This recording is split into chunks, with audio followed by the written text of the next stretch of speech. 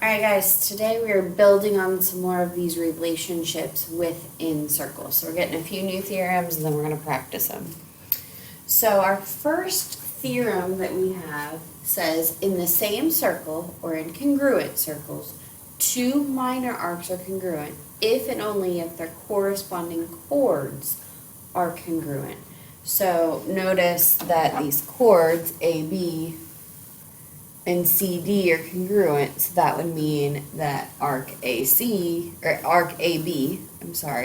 would be congruent to arc CD because those chords are congruent to each other. So in the diagram it says circle A is congruent to circle D.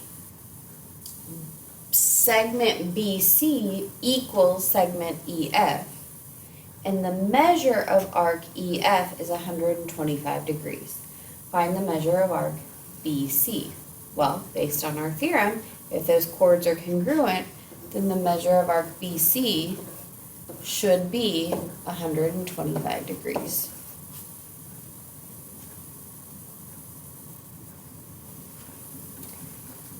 Alright, our next theorem says if one chord is a perpendicular bisector, remember those two words each have a meaning there. So perpendicular, meeting at a right angle, bisect, cutting in half. So that meeting at a right angle, cutting in half, you can see in the picture. So perpendicular bisector of another chord. The first chord is a diameter.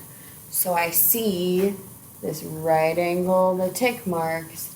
That means that this chord is a diameter and it goes through the center of the circle. So if QS is a perpendicular bisector of TR, then QS is a diameter of the circle.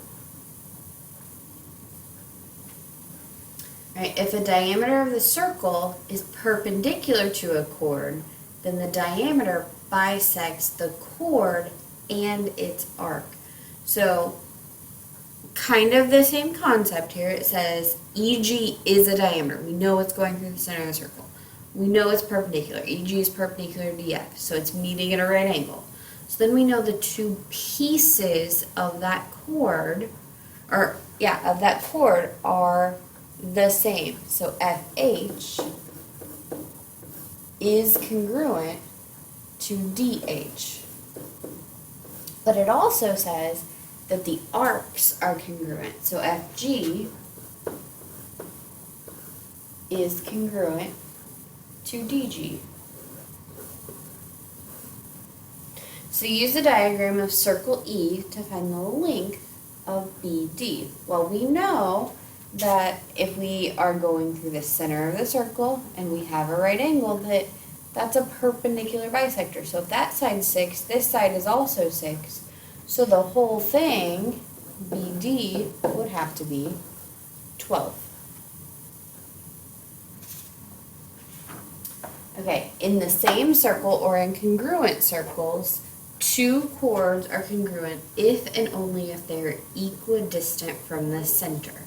So AB is congruent to CD if and only if EF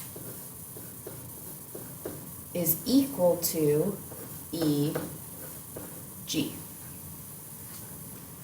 So in the diagram of circle F, AB equals CD equals 12.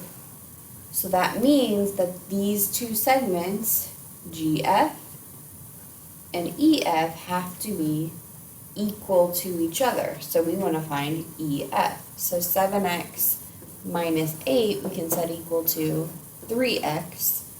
I'm going to subtract 7x from both sides. So negative 8 equals negative 4x. Divide by negative 4.